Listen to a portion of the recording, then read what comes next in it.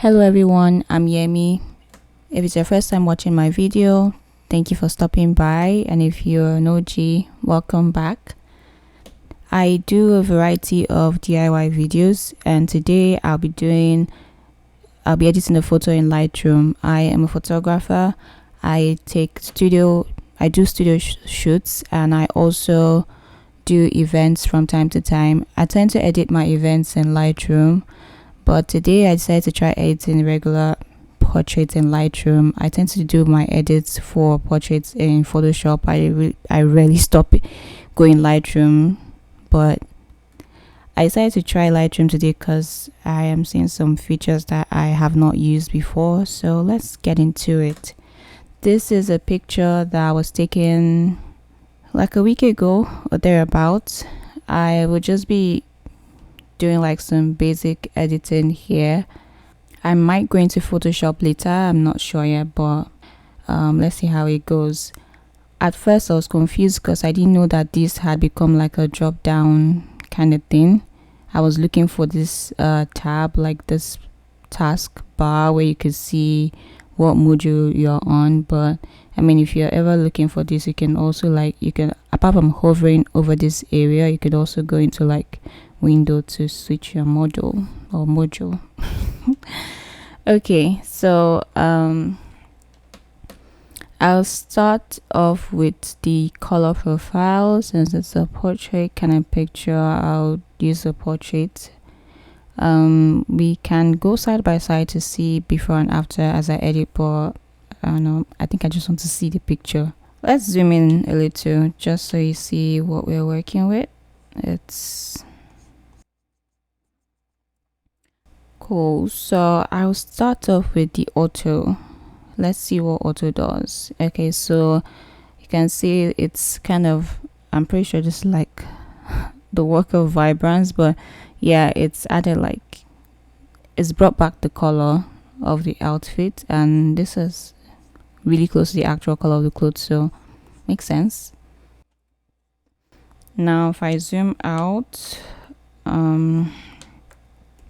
this is what it looks like. Oh god, not so small.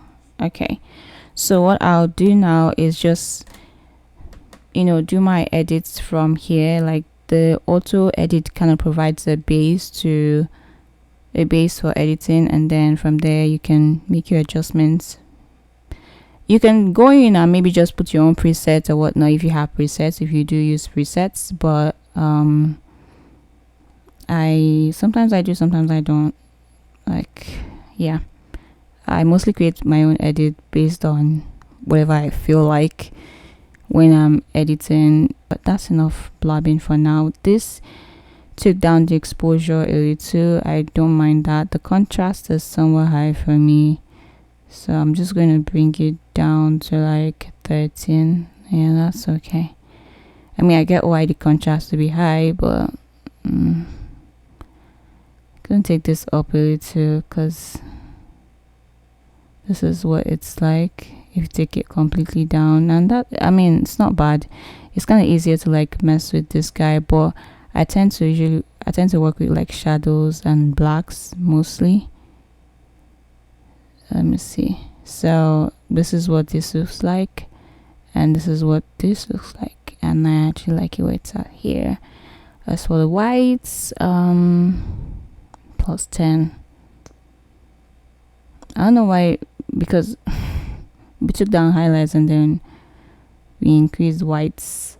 Let's see what this does. I don't mind this actually. Like, let me zoom in. Yeah, I do not mind this, to be honest.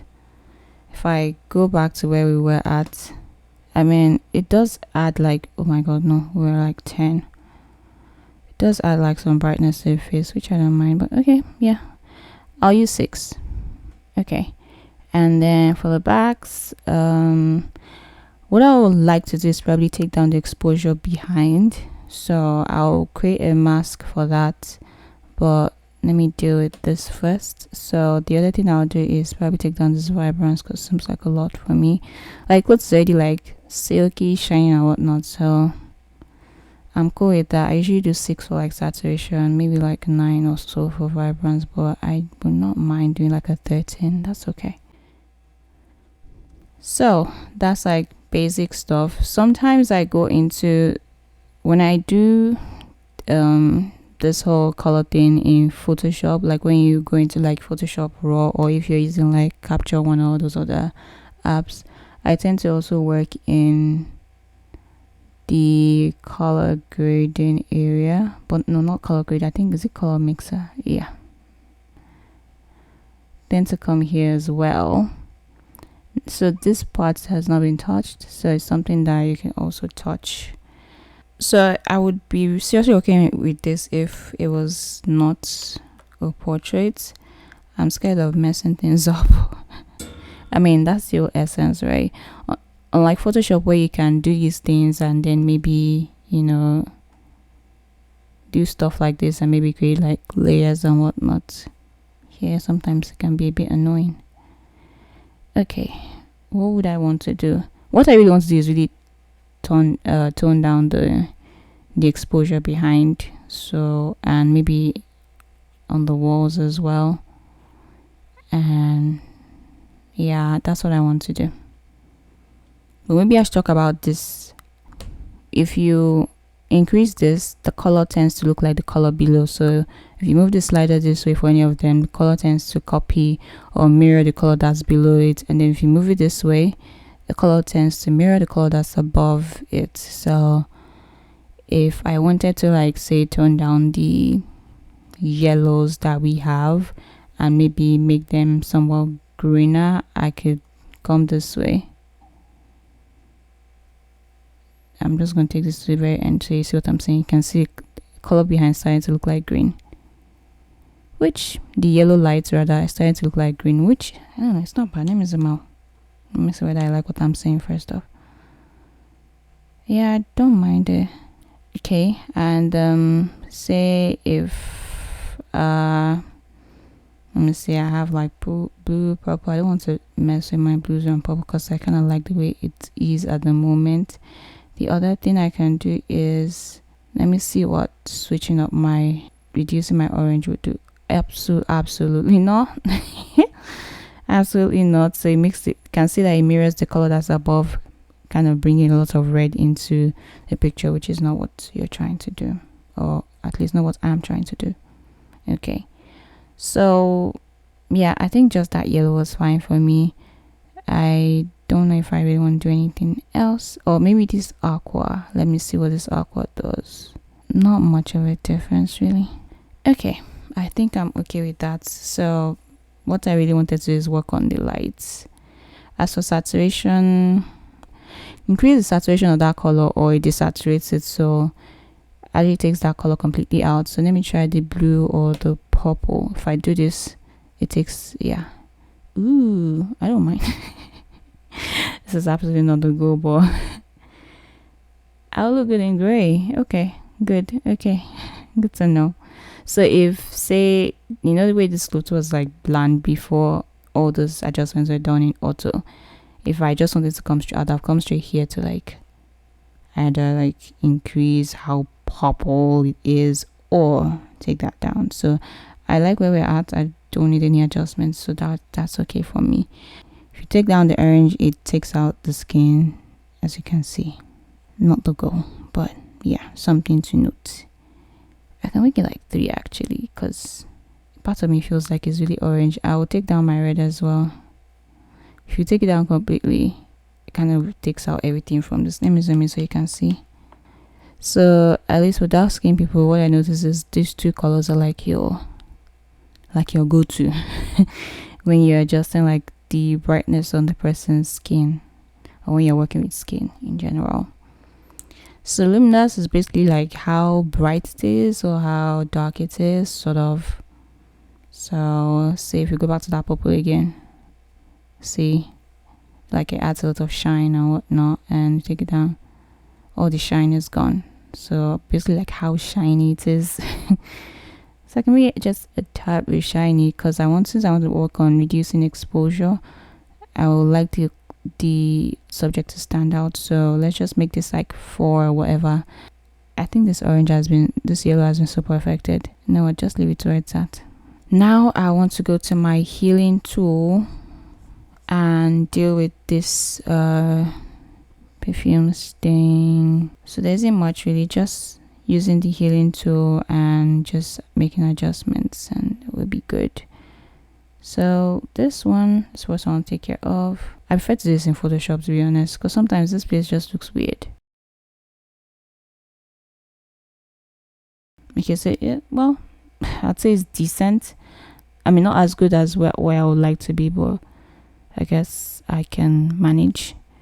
Next thing I want to do now is to work on the background, like I said I wanted to do. Basically just reducing exposure, especially outside, a little. I'll be going into the masking tool.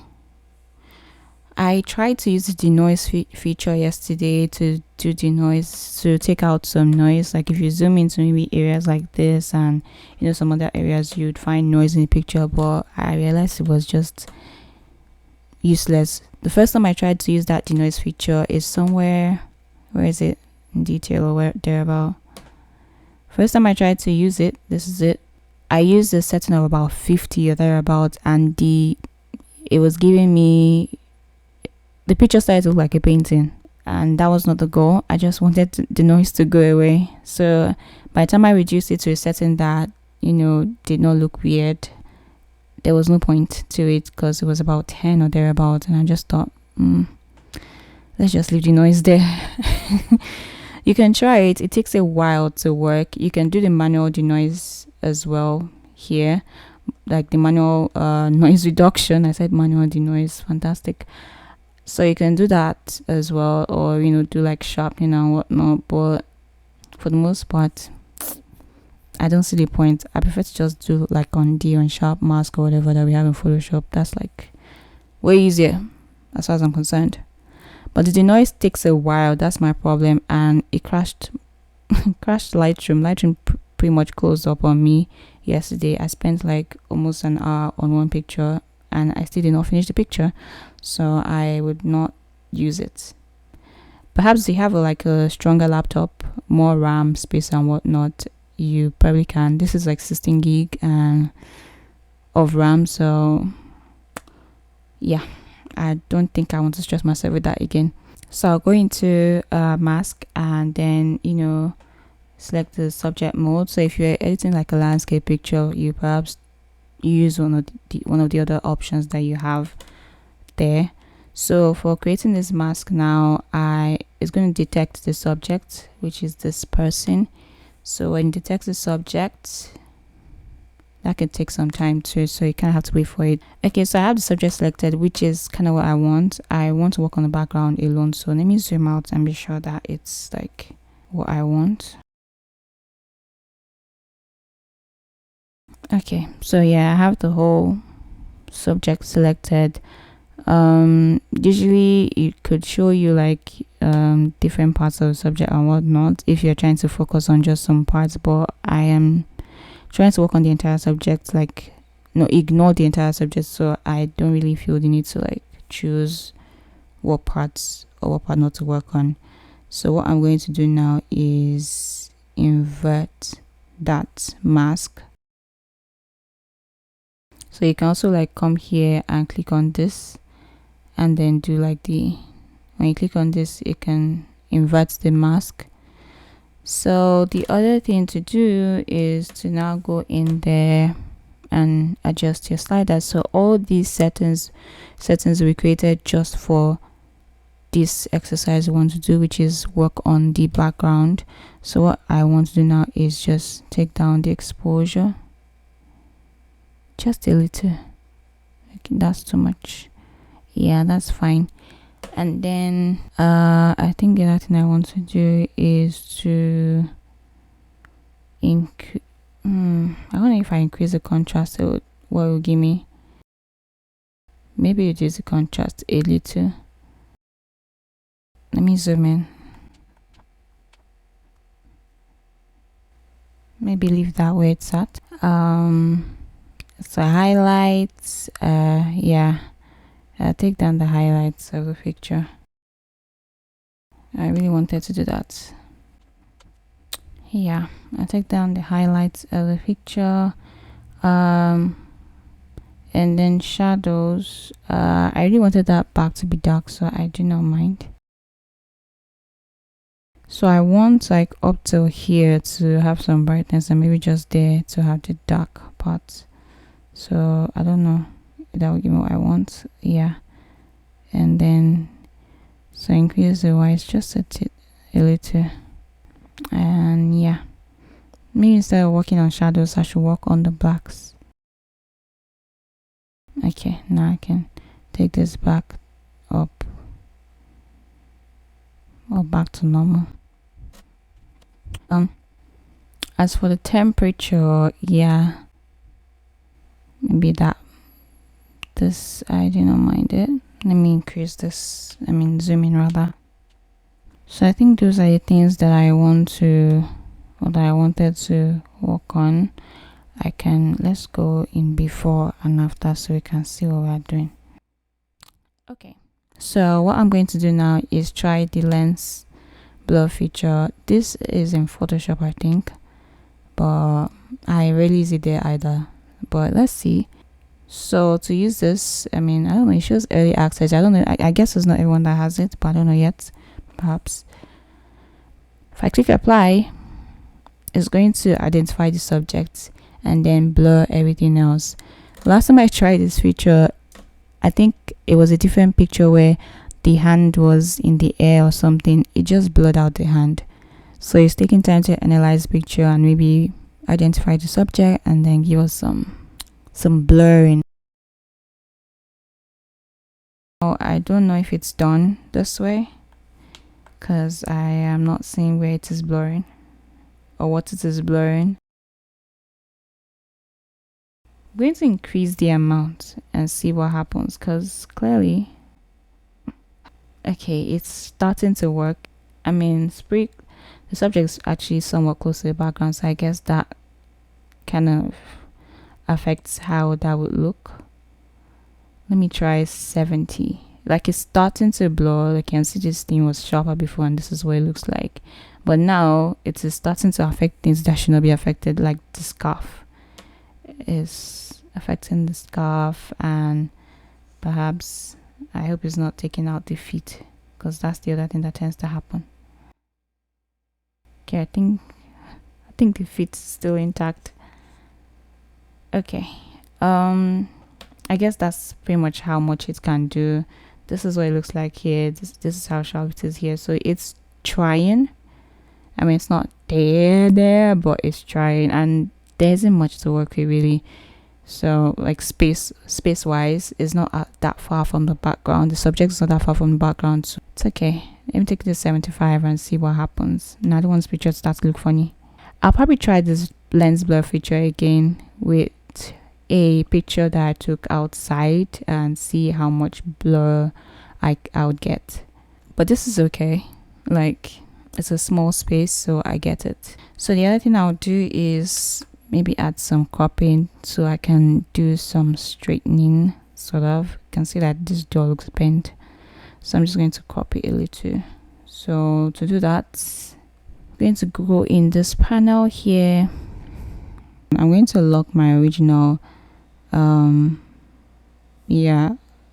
aspect ratio. So here you use the angle to adjust this to straighten the picture, and use the aspect to change the size of the picture as you wish. Oh god, it's cut one toe. That's what I was trying to avoid, cutting the toe. I hate that this thing is stopping here. I hate that there wasn't enough space to do cropping that will still keep the feet.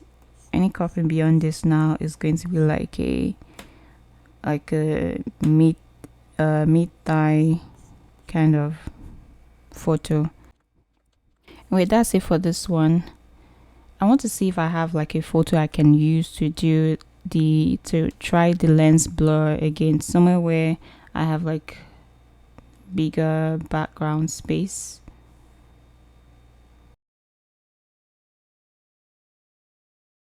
So I'm going to try this one and see try the lens blur on this one and see what would happen.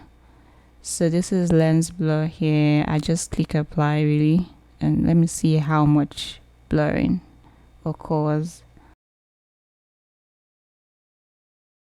So it does take some time, probably like 2 minutes or 3 minutes.